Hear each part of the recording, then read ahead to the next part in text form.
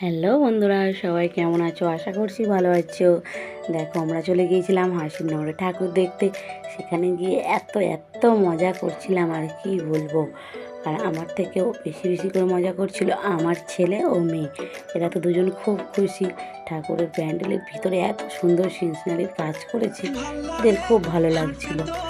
তার সঙ্গে আমার ভাইয়ের বউ, সে তো ভিডিও করেই যাচ্ছে, আমাকেও মাঝে মাঝে ক্যামেরা ধরে দিচ্ছিলো। আমিও ধরছিলাম। এই ঠাকুরটা দেখো, এই ঠাকুরের চোখটা দেখে একটু প্লিজ ভালো করে লক্ষ্য করে দেখুন।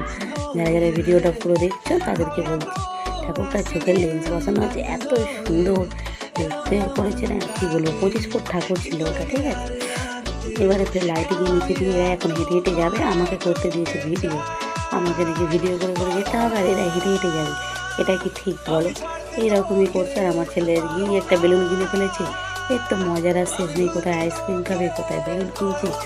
এ তো এর মতো